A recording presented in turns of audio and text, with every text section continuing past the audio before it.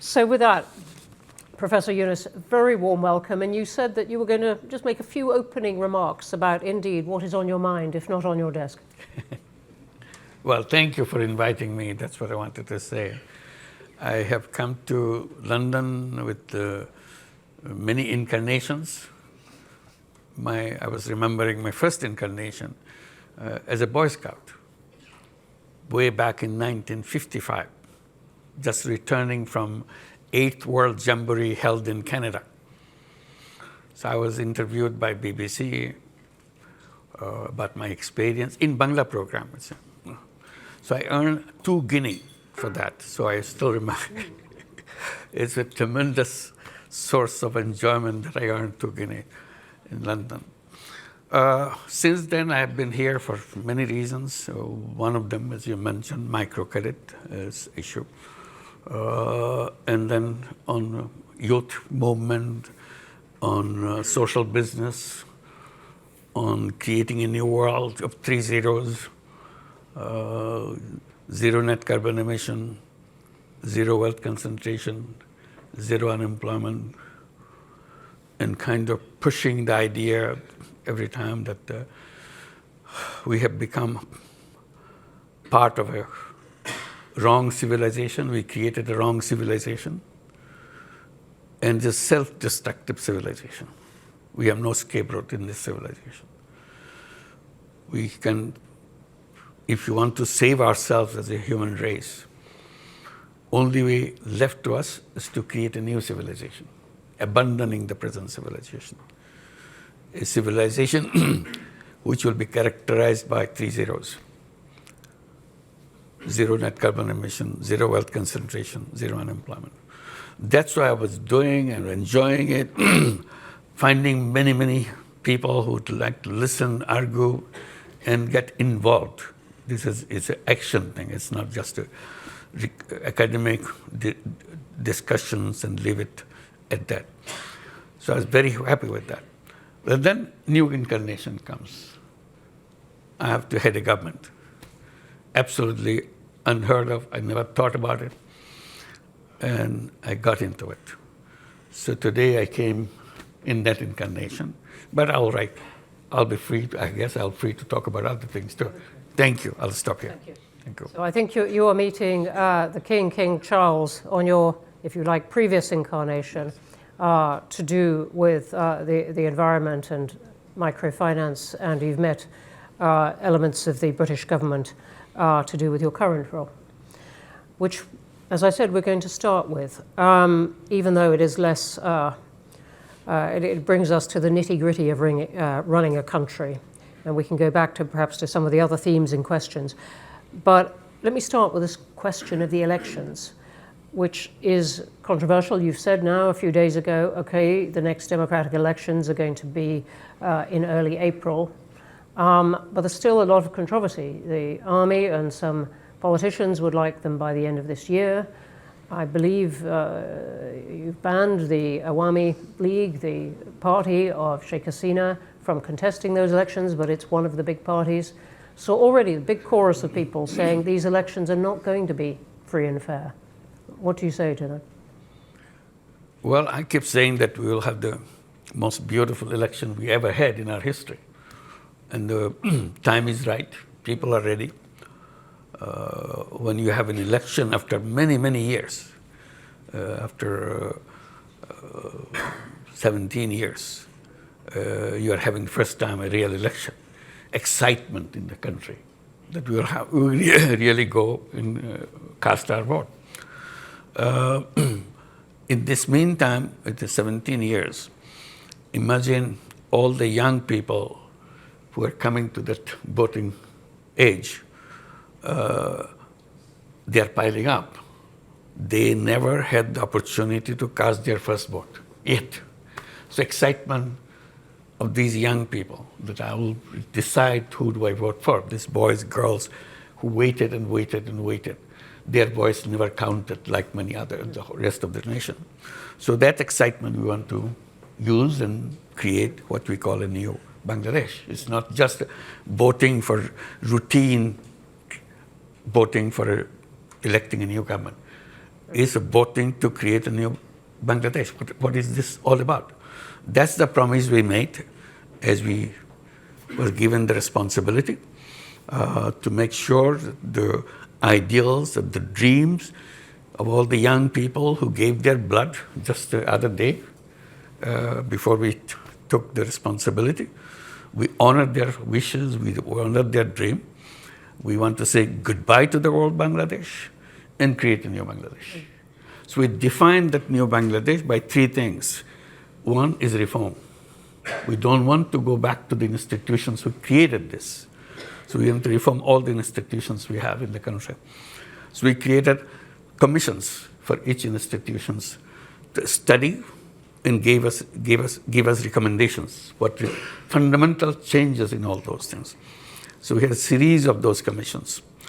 They have submitted their reports, lots of recommendations, very, very drastic changes in the institutions that we have, elections, parliaments, constitutions, civil service, everything. So those recommendations. So we are looking at those recommendations, but our job is to build a consensus with all the parties. So we created a last commission, Consensus Building Commission. Have you heard about something like that? Consensus Building Commission? We have them. So their responsibility is to go through all the political parties, sit together, find out which are the recommendations they will accept, and see in which recommendation all parties accept. That's a tough job for Bangladeshi politicians to agree on something all parties agree. You know, I must say it would be tough for many politicians to agree on that because, and that's not a joke about politicians, because they might say, look, that's taking away the democratic element. Why don't you trust the voters? Trust the voters to vote for any of these parties and rely on them to use their judgment to pick the best ideas, rather than a commission appointed by you and your colleagues picking which ideas you like. I wish we could do that if everybody understood what is a bicameral legislations, what the proportional voting is all about, all the complicated things you tell them, oh, forget it, how much money you give me, I vote for you. So make it very simple. So you pay me some money, I vote for you. That's all. All voting may translate into that. So we said we don't want to go to that part. Public, all the voters can watch this debate. This is all debate. It's on the newspaper every day. Happen. So ultimate aim, to make it short, ultimate aim is to get all those recommendations where all the parties agree, put it in a separate piece of paper. This is where all the parties agree. And then we celebrate all the parties signed that agreement. We call it July Charter. And we are waiting for July to come next month. This charter will be presented to the nation, July Charter, and we celebrate. On this basis, now we'll have the election. That's how the election procedure was done. So one is the reform agenda. Next is the trial of the people who are perpetrators of all the things that happen in Bangladesh. I don't have to elaborate. It's a huge thing. It's a terrible thing that happened to Bangladesh. People were killed point blank on the street every day. Your son, your daughter went out, never came back, just shot. Two friends went out in the street saying goodbye to each other. We may not come back. Maybe one of us will come back, another will not come back. We say goodbye to each other. Went out of the street. Either none of them came back or one of them came back. And that's the period we passed through. This is coming as almost a year now. So we'll be celebrating those days of July and August and have this charter. And one is reform, another is the trial of all the perpetrators of this.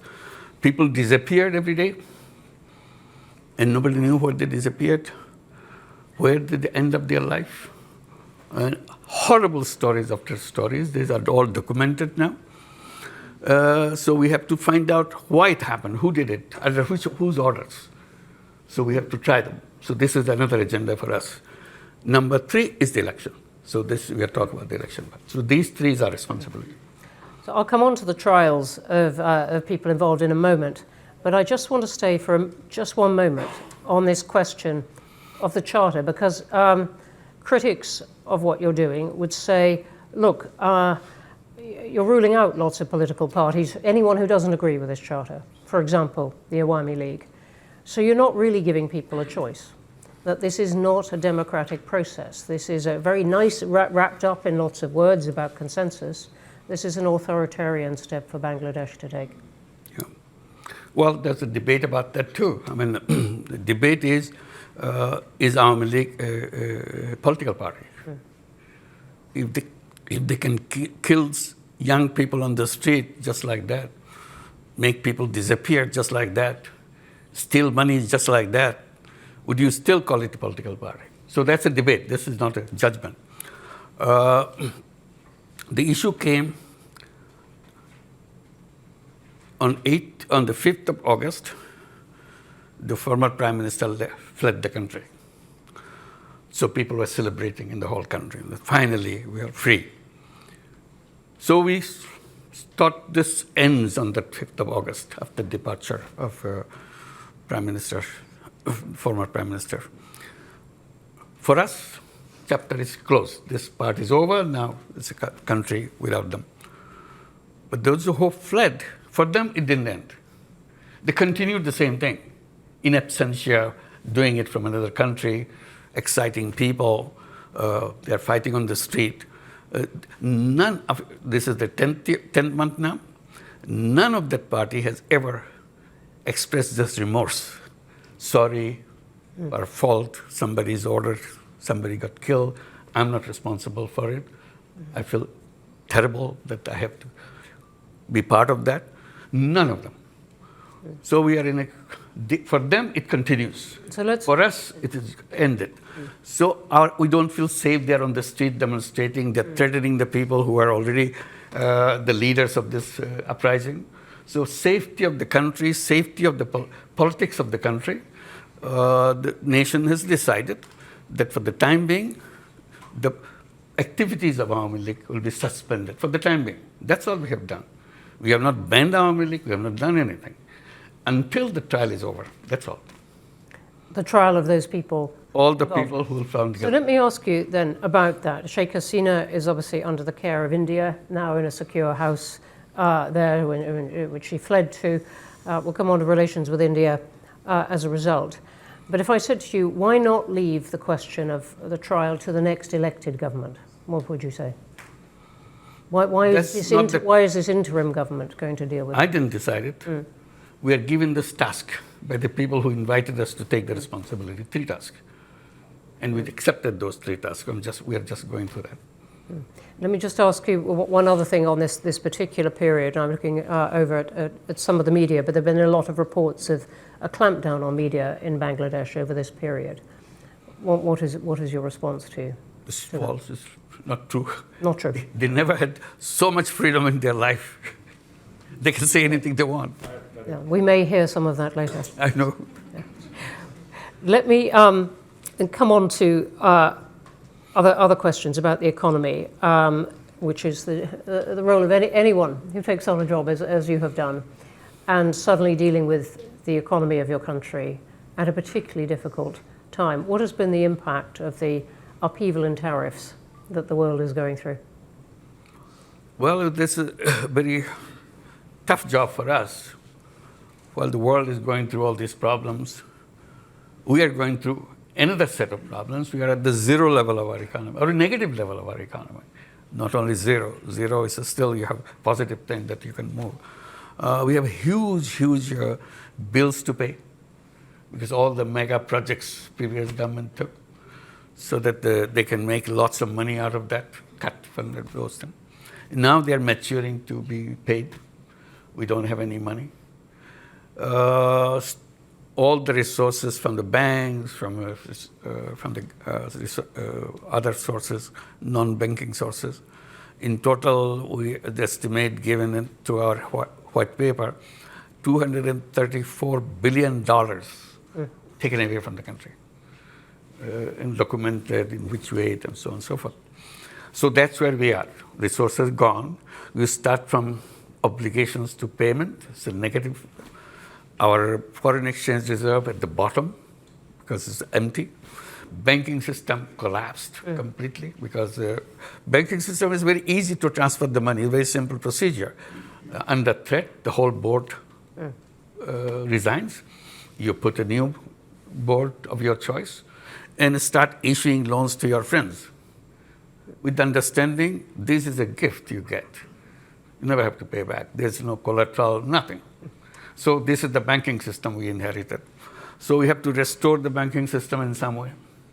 We have to make payments for all those people who are knocking at the door with the big checks, big bills that we have to pay. Otherwise, we're going to the court, which is not good for us. So we have to, and in that crisis moment, the best thing that happened to us, the overseas Bangladeshis, many of them are here, in London, in England, and so on, and Middle East. They kept sending remittances, huge amount of remittances, and that saved us. The economy was saved with them. And that remittances keep growing, keep growing, keep growing. Today, our balance of payment situation is completely changed. As you said, and that has been a real transformation. The IMF, though, is having a lot of meetings with Bangladesh, and it is quite clear on this, it doesn't want Bangladesh to wait for the next government, it wants the interim government to deal with some of the things right now. One of the things it wants is that you find a way to increase the rate at which people pay tax, that more people pay tax, that you can collect it better. Is that something you think is within the powers of an interim government? The first thing I must mention in this, amazing response we get from all the governments of the world. Enormous support. They feel so relieved that finally this thing happened. Now we can have a government we can talk to and we can work with. And they said, any support you need, please tell us. We'll be very eager to do that. So that gave us a moral boost, that we are not abandoned. Government of United Kingdom, Great Britain is one of those countries. We are very grateful to them. Like European Union, United States, Japan, China, you name it. Every single government came with enormous amount of support. And that gave us a moral boost that yes, we are not abandoned, we are not alone, they'll be helpful. And they were really helpful. You mentioned IMF.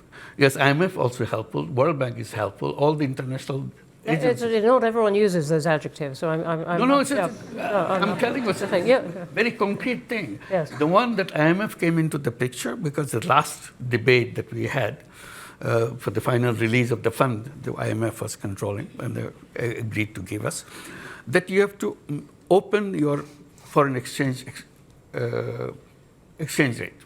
It should be left to the market. We are worried about it because so far we are controlling it so that we don't kind of expose ourselves in the drain of all the foreign exchange gone because of the system. So opening this to the market is a real something, a big decision for us, which we debated, and but the IMF said, no, nothing doing. Unless you do that, we are not releasing our funds. We tried to convince them and explain the danger of it and so on. They said, no, we understand. But we studied, I think you can handle it. So we started saying, are we able to handle this? Let's open it up. Finally say, if they see some positive thing, why aren't we seeing it? So I challenged them. They finally agreed that let's do that. And tell them again, kind of note, in case we get into difficulty, we'll revert. This is just to protect ourselves. IMF says, okay, go ahead. We opened it, nothing happened. Same exchange rate, is just a little bit, it's normal, it's working. So we are celebrating that finally we see the strength in the economy and so on. So IMF role is very positive. It's not a negative one. It's not trying to push us into trouble because of some principle they're holding on to. It's not like that. We were not willing to jump into the water. They said, come on, you do it. You can make it. And finally we made it. That's it. So we are thankful to IMF. Okay. Let me ask you about relations with India and China, which seem to me to be somewhat in flux. Sheikh Hasina's government was very close in a way to India. Now she's there. Relations with India perhaps a bit less cool, a bit cooler between your team and Delhi now. Perhaps a little bit warmer on China now. What is your account of this and what you are trying to do in foreign policy now? We are reaching out to everybody. As I said, all the governments of the world have been extremely supportive. So we're very thankful. We're trying to build up further relationship. We're asking for the help that never gave before. They were not existing before. So we said, let's do that. One of the things we're saying, corruption. Bangladesh is just deep into corruption. Everything is, system is corrupt, people are corrupt. So how to clean it up? What kind of changes we have to make the government clean with enormous corruption? So we say if there is a formula, there is a policy, there is a way to do that. So I mentioned something, that the conversation I had in September at the United Nations General Assembly. I was meeting all the world leaders to explain to them what's the situation in Bangladesh. So I was meeting Ursula von der Leyen at the European Union. So among many issues discussed, I said finally about the corruption. I don't know how to get out of this. Is there any way, is there any recommendations you make that we can follow? So she gave a big smile. She said, you know what? We are coming from worse than that. Design, elegance, beauty. সেরা পণ্য সবার জন্য Jevico. European Union coming from the worst of the corruption that we are facing. Said yes, many of our countries were trying to join the European Union. We're just all over corrupt. Everything. You never heard of those kind of corruptions in your life. That they had it. So we have to install a system of cleansing them up, cleaning it up, washing them off, so that they can be clean as everybody else and join. Once they're clean, then we take. So we learned everything how to make it happen. So how? Because some of the pressure was put on those countries, and not with perfect effect, but it was put on those countries because they so much wanted to join the European Union. Right. So what is the pressure on Bangladesh politics and society to clean up? It is a historical moment for us. If you can't do it now, we'll never do it. So we made us sure that this is the time. The history has given us a window. We can do things which no government can do. Because all governments are partisan, have supporters to take. We have nothing to do with that. We have nobody that I will be waiting for getting his vote for me to come back again. We are going. That's very clear. So we have the moral strength. As the interim government? Absolutely. Yeah. Interim government is a historical opportunity. It's an amazing opportunity. How in the short year, the 9-10 months that you've got, how are you going? And I'm interested. Chatham House has done a lot of work on corruption. Our most recent big project in Nigeria, but it's a problem that many countries have. I'm just interested in what you are trying to do. Just one example. One example. Yeah. You need a passport. You have to go to the passport office, apply, and somebody will show up. You applied for a passport. If you go this way, it will take years. You'll never get it. You make a deal with me, you give me X amount of money, I'll deliver it at your home. The guy is a representative of the officer who issues the passport. So everything that you see outside, all the norms, rules, procedures, now implemented not by the government officials, by their representatives who split the money that they earn. So what we said, from now on, we'll deliver passport online. And people were very happy that, okay, you can issue passport online. They go there to get this, or try it at home. It doesn't work. What happened? Server is down. Somebody's manipulating. It's really interesting. I mean, several countries are finding a way to use technology to cut out the person behind the desk. Very helpful. Yeah. So what we did, we started, just now we started this, started creating some kiosks. Government Service Center. Oh, we don't say government. Bangladesh Service Center. Young guy with a computer sitting there, boy, girl, been trained to give all the services. This is all, we made all these months, we are preparing all the ministries, every service you got, whether you're paying taxes, or you're issuing driver's license, or you're issuing your renewal of your passport, whatever, or your land tax, which is absolutely complicated. They can make as complicated as they could. So now everything has to be delivered online. So we train these young people. just started last month, this kiosk. And you come, there's a price list. If your passport, so many days, this month. It's so many days, and we deliver home. Not all, you give your message, you come and pick it up. That's it. So we have 3 centers now. Within next month, we'll expand to several more. Gradually add to several more. And we are challenging every ministry. How many services you are ready to provide online? They said, we have 5, we have 10, we have 15. Okay, whatever you give it to them. Train them. If there's difficulty, we'll have a meeting together. Why you are having difficulty? Maybe technological, we'll solve that problem. It's our job. I said, the task of the interim government, by the time they leave the government, all these services will be available to people, and all the ladies at home in the villages, women, housewives, they will be delivering these services. We'll train them, they will deliver. They don't have to come to the city to do that. Wherever you are, you have the computer, you have everything. Or the phone, yeah. Absolutely. So this is the journey that we want to complete. All right. So thank you for that detail, which is very inspiring. I want to jump to a vision of something much more difficult, which is the Rohingya. Hundreds of thousands of them in the camps. What is going to happen? Well, that's the question I raised as we came to the responsibility. Rohingya is mentioned. Only time they mention who is paying for their food, who is paying for their education of the kids, that's about it. I said, then what? No question. Nobody's answering that question. There are international organizations helping this. I said, the question must be answered when they're going to go back. What is their future? That question was never discussed. I said, I want to discuss that. I want to raise that. So we went to the United Nations General Assembly. I had a special meeting of all the donor countries were helping the Rohingya issue, and raised this issue. Do you have a map, road map, when they want to go back? Oh, no, we have not done that. I said, please do that. Because unless, even if it's a 10 years, 20 years now, have a date. And we know 1 year's less now, another year gone, and we go there. So we are working very hard to make sure that we can repatriate those people to go back. In the meantime, we have problems. U.S. government stopped all the money. USAID money suddenly disappeared. And what used to be $12 a month per person for food, suddenly that $12 disappeared. Somebody said, okay, we can accommodate for 2 months for $6 a month. I said, okay, 6 months. Now it's $3 a month.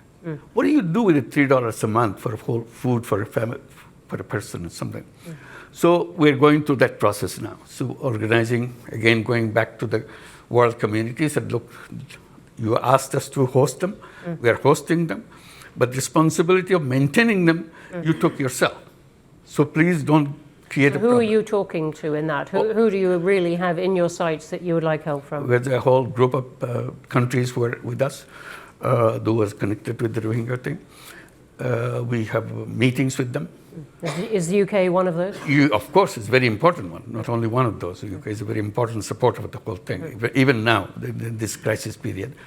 So we urge to have a global meeting of the Rohingyas on these issues and related issues in September this year at the United Nations. Have a separate UN General Assembly session on that, on the sideline of the General Assembly.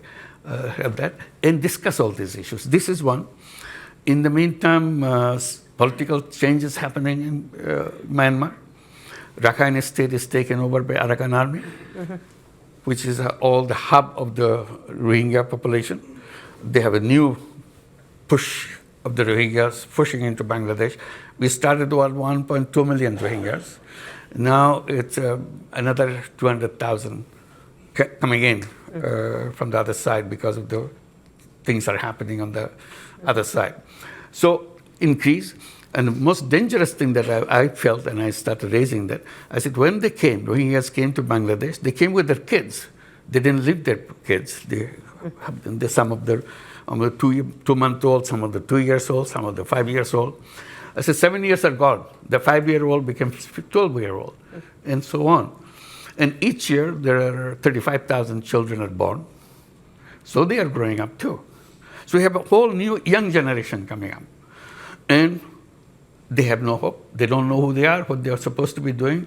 It's a prison that they live in, but they have the they have the mobile phone, they see everything in the world. So they see, what is our future? I said, these will be very angry young people growing up. How their anger will be expressed, we don't know.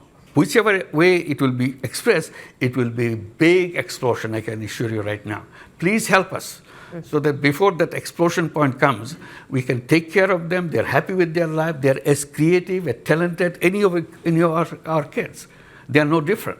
But they are in a situation, they see the world outside on your mobile, we see the televisions are everywhere, but they don't see their life. They are in a prison.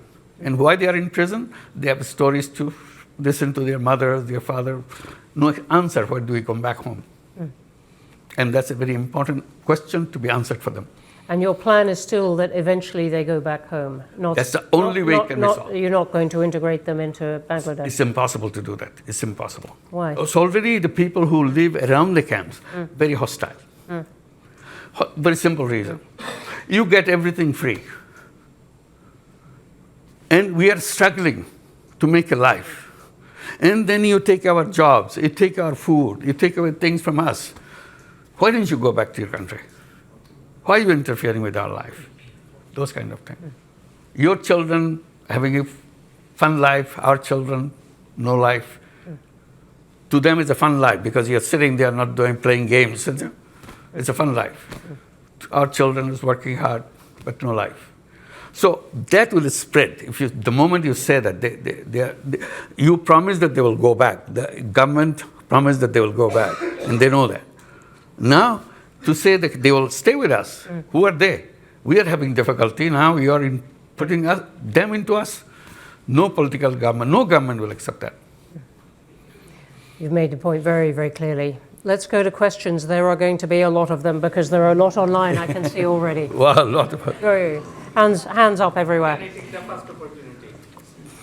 Who is speaking? Me. I'm going to go to the woman here in the front. Okay. And then we're going to go one at a time. I'm going to take a couple here. I will come to you. And I will get the people in the back as well. Thank you for the opportunity to question you. My name is Sami Akhtar and I'm a UK correspondent for the Daily Sangram Pratidin. So I have a question for you about your reformation agenda. You have said that for the freedom country or Bangladesh, new Bangladesh, you have to change some key pointers. Those are related to your reformation, which is reform. So now my question is to you that when you arrived at Dhaka airport on 8th of August 2024, you said that your main challenges is to bring all the people together. So whenever we see that the Bangladesh first President Bangabandhu Sheikh Mujibur Rahman's, his house was demolished by over the 6 hours by Dhaka City Corporation bulldozer. So there we have seen that the administration was silent. So on this basis, you have you have made division by separating particular persons or their supporters.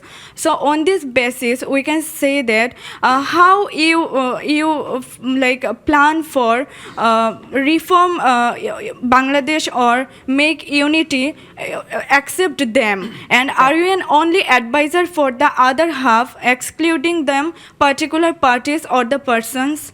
Okay. Thank you. Thank you very much indeed. That's a lot of, yeah, simple answer is lots of questions, lots of issues, all came at the same time. We can handle everything right away. So it's a kind of period that we have gone through. Things have calmed down, come to order. Now we are dealing with it. Bringing order to the nation was a big task for us because the police force that we got, yesterday they are shooting at the kids. And today, suddenly they said, okay, clear the road, get out. Who are you? They want to beat you up because you killed my brother, you killed my son, you killed my sister. And now you're telling me to do what to do. So they're afraid to go to the road. So we had a deadlock situation. We didn't know how to handle those kind of things. So it took time. And luckily, I can report you, that has come down now. People are accepting the police, all the people that we identified as the perpetrator of all the terrible things that happened to Bangladesh, taken out of the services, and they will be under trial. This is the trial becomes such an important thing. You know the person. It's not something some police will say, I know the guy who did that. It's in front of me. It's in my video. I can show you my video. The whole thing happened in Bangladesh with open videos everywhere. So all recorded. It's an amazing kind of uprising where every single event is recorded as it happened. Not one camera. Everybody has a camera. Everybody's taking it. It's all been assembled, it's identified, and we are trying to clean. We are not saying that we are a government that will solve all the problems. We are successes. We have now a police force which can bring law and order in the country and so on. So we are, and the unity of the political parties is a number one goal for us. We have been sitting together. All this thing we're talking about creating a July charter, it's not an easy thing for all the parties to sit together and debate. But we're doing that. And I'm promising you here, and I hope I can deliver you in July. July is next month. That charter will be announced in the presence of all parties. That's the best unity you can get in any country after a revolution within a month, within a year. Okay. Thank you very much. Come, the front row here, the man next to you. It is so packed. Thank you, Chair. Would you like to say who you are, please?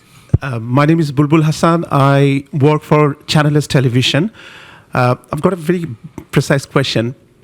People in Bangladesh, a significant number of people in Bangladesh, apparently disillusioned with the conventional political system. So once the election is over, the democratically elected government takes over, are you in a position, or do you have any desire to be a part of that government? No way. No way. Good one.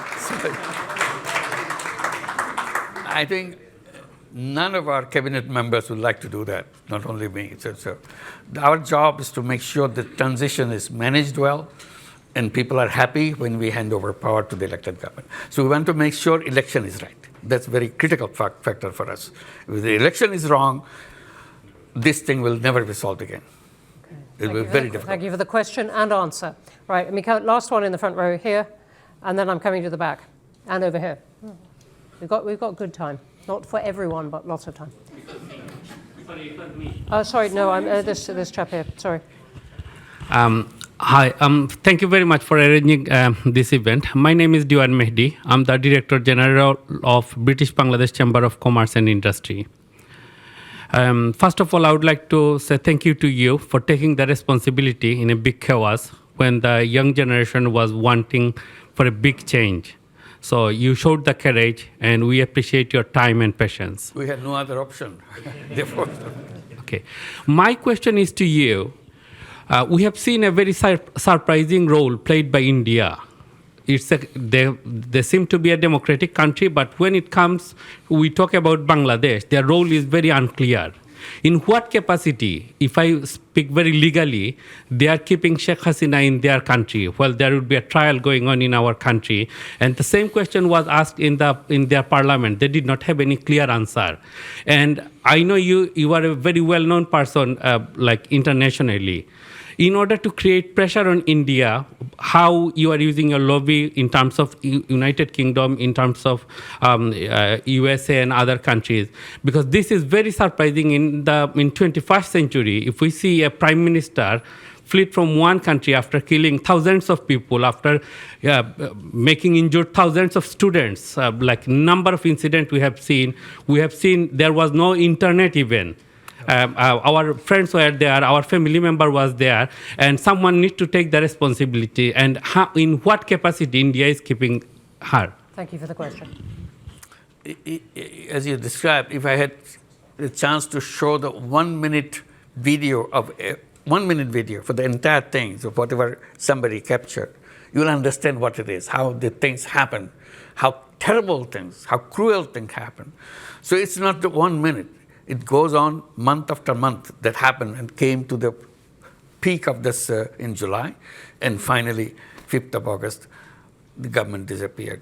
So all this anger is in there, and the whole anger and everything is now transferred in India because she, the Prime Minister, went there and started, not only she's living there, the problem is, when I had a chance to talk to Prime Minister Modi, I just simply said, you want to host her? I cannot force you to abandon that policy, but please help us in making sure she doesn't speak to Bangladeshi people the way she is doing. She announces on such and such day, at such and such hour, she will speak.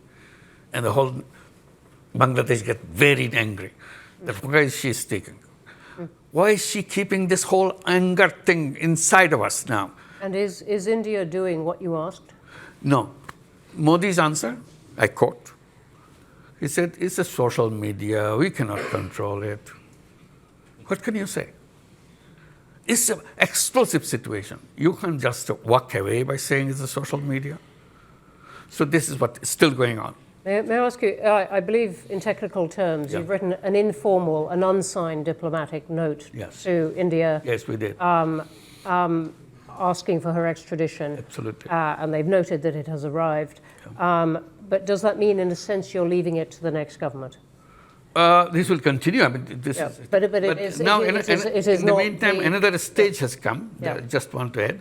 Now there's a case. The International Criminal Tribunal has started the trial process. They send notices to Hasina for all the crimes she has committed, part of the crimes. There's so many other crimes coming up.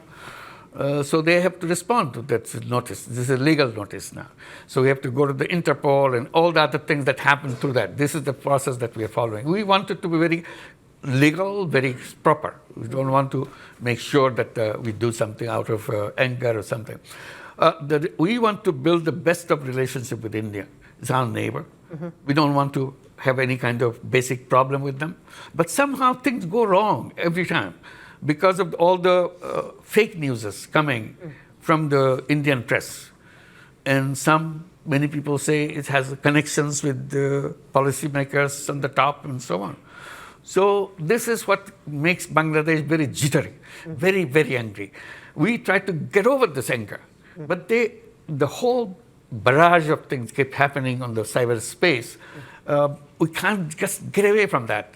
Even if I try to peaceful, suddenly they say something, do something, anger comes back. Okay. So this is our now big task to make sure that we can have at least a peaceful life to go on with our life, to create the life that we are dreaming about. Okay, thank you. I'm going to take two now. You've been very energetic, right by the wall. Yep, you. And then I'm going to take the one who has been, yes, you, who is going like that. Right at the back. Yep, you. Pointing at your own head. Yep. Thank you, Professor Yunus. My name is Nazimuddin. I'm the chairman of Chattogram Samiti UK. I was born just 2 miles away from your birthplace. Okay. So with that disclaimer, I wanted to ask a question to you. Will you seize this opportunity, this moment, to break free from fascist structure and system, and then allow the people to vote for the reforms that you are taking and embed that reform into a constitution, and through referendum, allow people to vote for it? As far as I'm aware, about 20,000 comments that I read on social media, 95% people support your reforms. We don't want to be hostage to political parties. Why don't you just go back directly to civic societies and the people and allow them to vote whether they would like to go ahead and change Bangladesh for the future and make it a real tiger for the world economy. Thank you. Thank you. I want to be clear. Are you asking for a vote on the charter? Absolutely. What Yeah. I'm asking is that July Charter, of course, will be a legally binding agreement. Yep. But in order to sustain that reform, it needs to be structurally built in within Constitution. You'd like a vote on that? Yeah. Yeah, we heard about that, about having a kind of referendum on the issues that we have. there are so many complicated issues. The argument is referendum will be meaningless because most of the people don't even understand what you're voting for. So people will laugh at it, that it doesn't make any sense. So it's the politicians representing the people, all parties. They are involved in all these political issues and all the national issues, and they're supposed to understand, they're supposed to debate.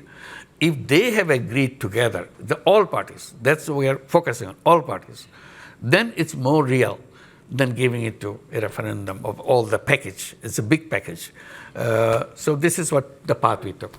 Referendums have lots of problems with them, as many countries know, but... You must be referring to something, they're smiling.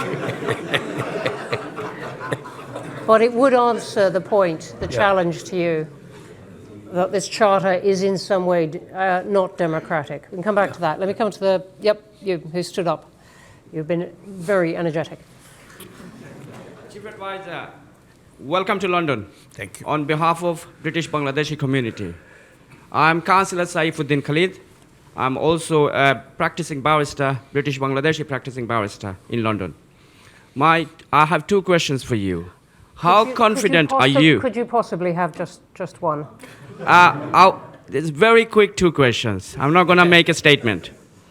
How confident are you that the political and democratic organs will be well equipped to hold a general election, a credible election with level playing field by April 2026? We'll try our best. And secondly, British Bangladeshi community would like to have a meeting with you.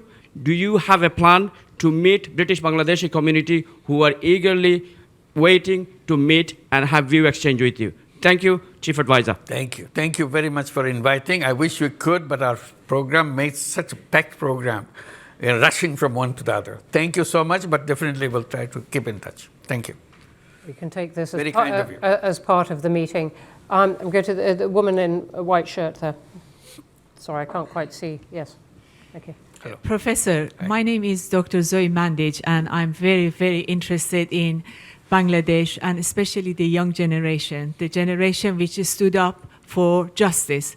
And this is a role model for all of us. My question is that with the new technology such as AI, what can be done? What is in your policies and support you're giving to that 10 million student who rose in terms of, having a hope for future, getting a foot place in the market, in the global market for future and for jobs? And there are obviously countries around you that are running special AI programs. Is there anything that we can do to help and support the students especially? Thank you. Thank you. Thank you for your offer. It's a very important offer. We want to be supportive of the young people as much as we can. And I try to bring to the notice of the world and notice of people in Bangladesh. Bangladesh is a very unique country. It's the 8th most populous country in the world. Don't forget that. It's a huge number of people in that country, 180 million people, in a very tiny space. The most important part of that is not about the density of the population, is about the age of the population. Half the population of that 180 million, 90 million people, is under the age of 26 and younger. So this is a unique feature of Bangladesh, where many countries getting older and older, they don't have people to work in these countries. Bangladesh is getting younger and younger, and young population everywhere, and very talented young people, not just young people, very talented, very creative young people.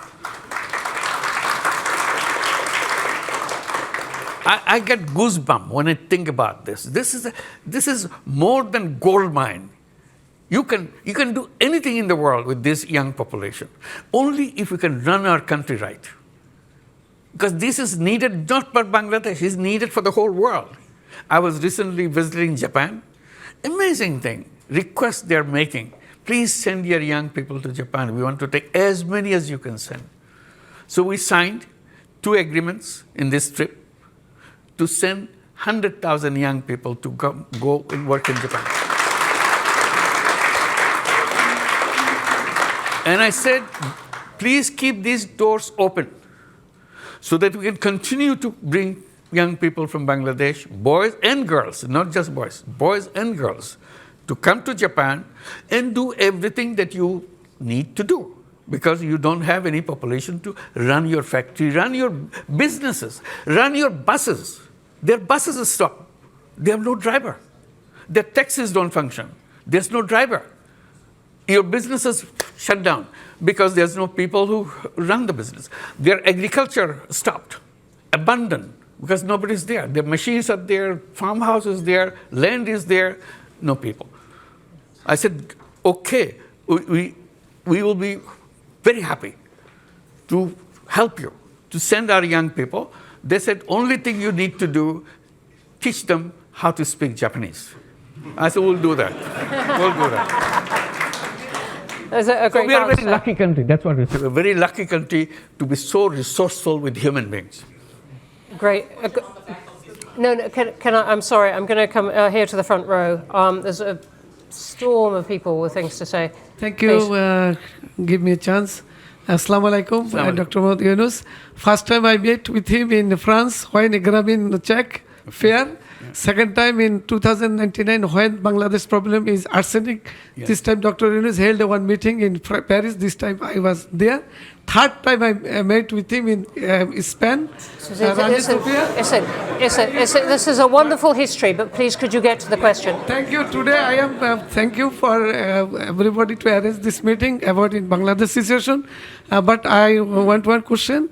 Dr. Yunus, please held the election upcoming 2026 you declare in April. We want to see for the foreign Bangladeshi people also, we have to give a right for vote. This is my... That's right. Thank Okay. you. Bye. That's our promise. We'll do that. Thank you. Okay, thank you. Sorry, I'm going to take the woman in the second row here. Yep. Thank you. My name's Halima Begum. I represent Oxfam, but mostly I'm here representing my mother, who cannot be here today, and it's an honor to be in this space with you today, Chief Advisor. My question is... Please give my salam to her. Thank you very much. She will be so pleased. The question really I have is how much security can you offer to the protection of women's rights and gender? Because often when we see challenges around democracy, it's women who are then exposed. And as we know, the rollback of gender is quite a significant concern at the moment. Thank you. Thank you very Thank much. you. There are not so many women We had in the this Women audience here Commissioner, today, so thank you for the question. Very bold recommendations. Women are outspoken. There are many members in our cabinet, represent them, women cabinet members. So the status-wise, we are doing the best possible way. We are not perfect.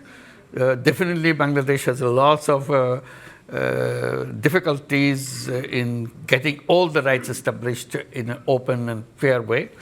But government is committed to establish them. That's all we can assure you. Thank you. Thank you. And the woman here in green on the aisle. No, sorry. I'm so sorry. It was a very good beginning. Let me see if we can get you in. Let me see if we can get you in as well. Yeah. Thank you very much. Thank you. It's working. It's on. Your Excellency, welcome to London. My name is Zamira Kanapyanova. I work for Chevron. So we are one of your largest investors. We've been partnering with your country for over 30 years. My question is, what actions your government is taking to attract foreign direct investments into Bangladesh and specifically into the energy sector? Thank you. We are very, very active on that. We have been holding summits of investors, and Chevron is a participant on that.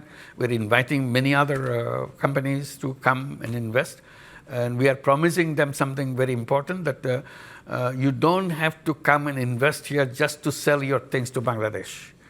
Bangladesh is offering itself to be the production hub for the world, not just for Bangladesh. So we provide young people that are ready to work for you, and we provide all other facilities so that you can plug and play situation. You bring your factory, produce it, and sell it to the world. In return, also, we are promising that we will build our port facilities in a world-class way so that you don't have any difficulty in bringing things to Bangladesh and sending out your products that you have produced here.